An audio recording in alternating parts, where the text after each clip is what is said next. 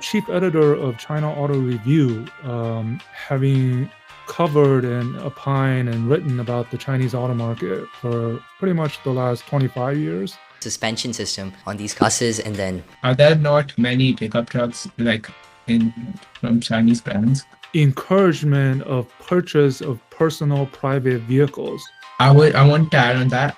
Are you done, or do you want to say something? No, I guess I'll add. You mentioned about infrastructure. There's what was the Gogoro, right? Which is kind of the battery swappable two wheel. I've seen Hyundai and right? Ford do that. The swappable. Yeah. So in China, the scooters, right, the two wheelers, which a lot of the food delivery, Meituan and JD, they use battery swap stations, which means they go up to these boxes, they scan and take out the batteries and put it in and grab a new one. They go on, right?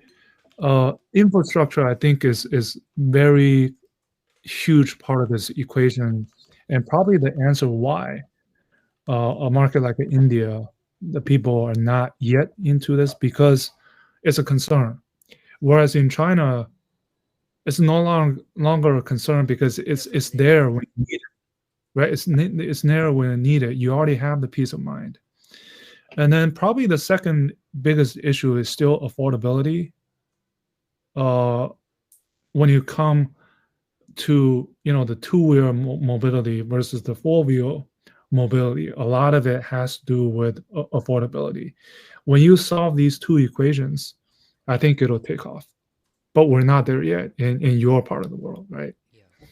Yeah. What I was gonna say was, right, it was actually, so in Bangalore specifically, right, and in most cities, I think in India, we have like the electric two-wheelers are way more prevalent, and you can see them growing right now, and you can see a lot of charging stations around. And yeah, I understand there's like the rural parts don't have they barely have any charging stations.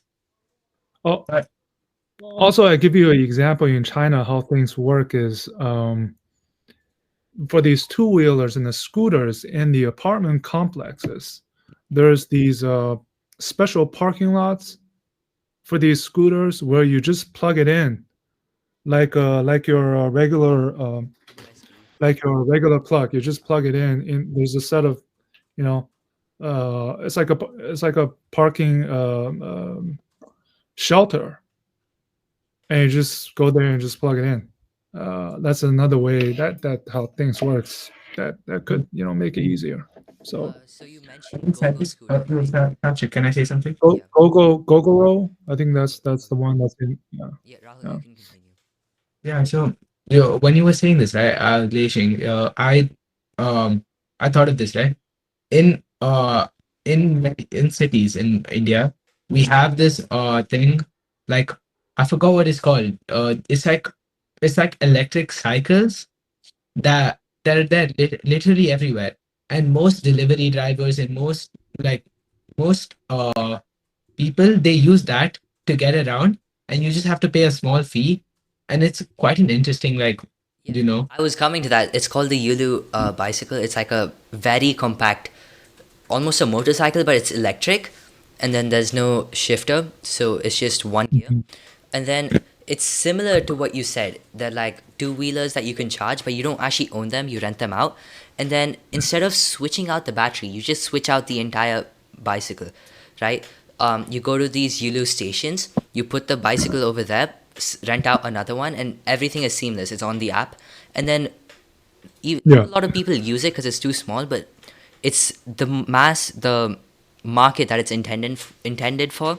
It's the delivery drivers, which is a huge market especially in India, right? These delivery drivers, they rent out one for the entire day, and so they don't have to invest anything into their job because it's free. It's not free. The Swiggy is paying for it. The app is paying for it, and then they get to complete their orders and earn some money without any starting price. right? I think that was a great system, especially for India, who are facing people who are facing financial problems. Yeah.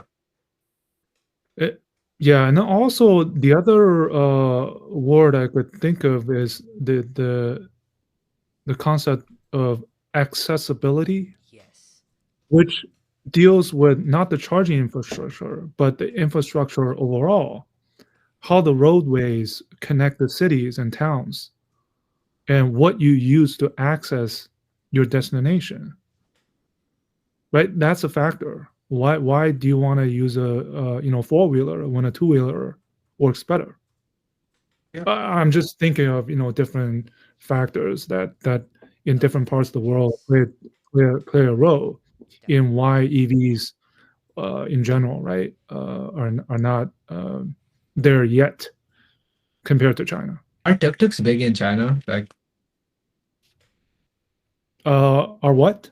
tuk-tuks. Like Oh, tuk-tuks. yeah. They are kind of, but I think they're becoming history. They're still big in I India.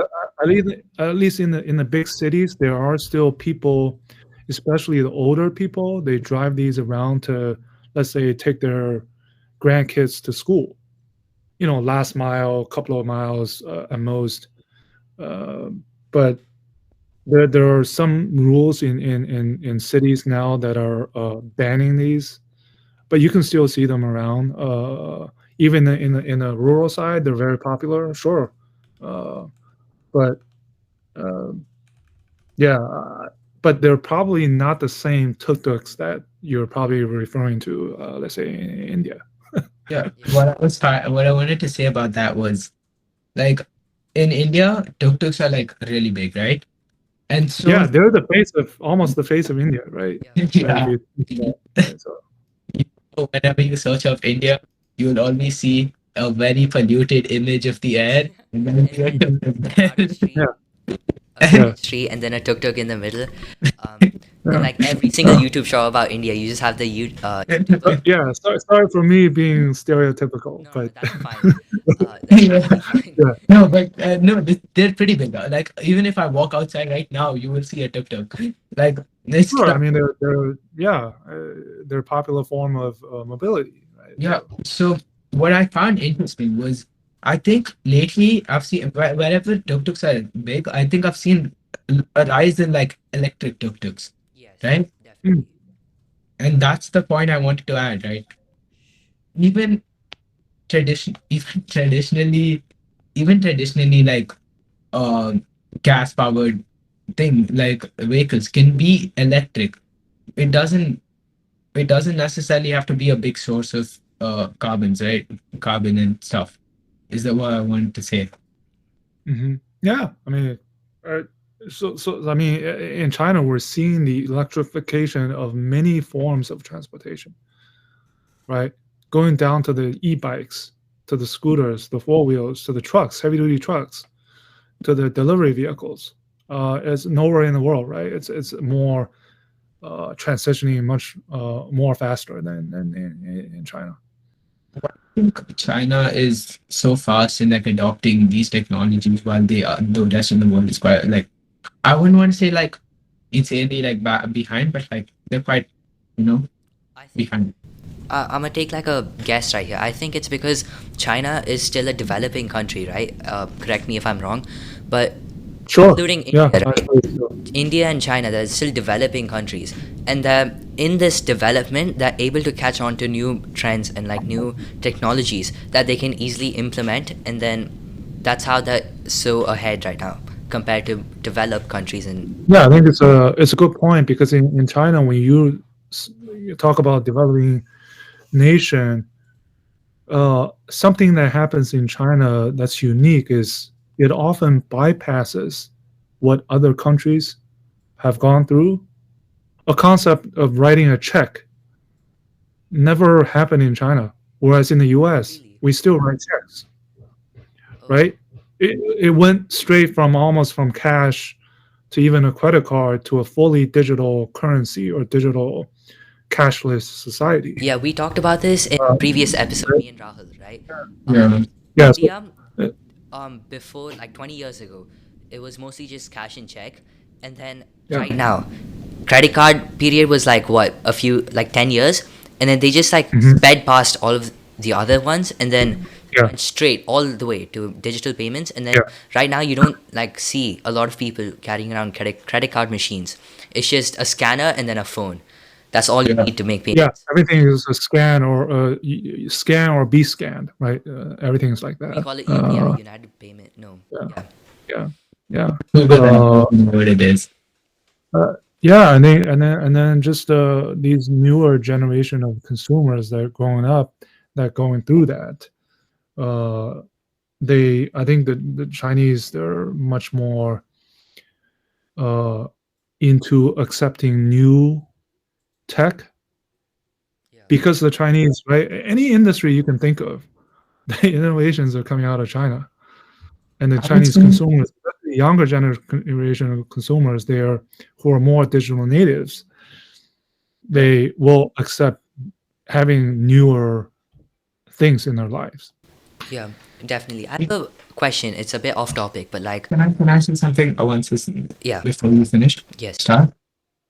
So I was thinking about this. I thought China has a lot of good like it's really quick at adapting new technologies is because like the way the government is, it's like they can change the rules quicker or like create more rules to promote certain technologies. I wouldn't like But it's more I would it's like they have more control over the like it's more centralized than most other countries, right? Most other like that's a good point. Yeah, and also I think one uh, issue that probably China is a bit different. The concept of privacy is less important in China. I think it is, but I think the consumers, they're willing to sacrifice certain levels of privacy for convenience. that's true. Especially You know, social media. for good or for bad. Eh, that's just the way it is. Whereas in Europe, the issue of privacy is very uh, uh, uh, uh, A very heated big issue. topic, because big issue, right? I wouldn't call it What you a pay, right? You still have to pay by cash. It, although it's much more advanced now, but people like to pay with cash, right? Hmm. In many parts of Europe, because of privacy issues. Um, uh, is just different. Um, I would also would rather sacrifice some privacy for Convenience. convenience, yeah, because like we do it to a certain level, like even with like social media, like everything, of course, all the data is so much data is and collected, but we all know it's being collected, but we all just choose to ignore it because it's fun yeah, and because in China, for convenience, uh, when you order things on the phone, on these different platforms, right? It's all algorithms. Yeah, What you see, what gets pushed to you, depends on what you buy, depends on what you browse through, and that's very much so. Every time I go back to China, I know what's pushed to me is based on my habits, and uh, it's it's convenient, but at the same time, oh, people have my information. They know what I'm doing. I think there should be a good balance between privacy and like convenience, because you see some Yeah. countries who prioritize privacy and they're behind on a lot of the innovation aspect, right? And then you have countries who don't value privacy a lot, and then they're the ones ahead, right? Both of them are like good in a few ways and then not so good in a few ways. So finding a good sweet spot, the Goldilocks zone, right? I think it's important. It is. I think it is, and it's a fine balance. Yeah. Sometimes you have to be a little bit on the other side, than the other side, right? Yeah, so I had a question, right? It's about EVs as a whole. So I was watching a YouTube short the other day, and then you see, they were talking about how Teslas, they have insane acceleration times, but they're not so good. They don't perform as well at top speeds, right? And then the Mhm. explanation that they gave was they don't have a gearbox and a gear shifter to shift between gears to achieve these high speeds, right? And then, so my question was, how much would it cost to put these gearbox and shifters inside electric cars, and how would it affect the entire performance? Wait, I'm sorry, what? I thought electric vehicles did not have gears. They do? They don't have gears, but if you were to add them, how would it affect the performance? 'Cause- So I'm not sure if this is the question I can answer because it's quite technical on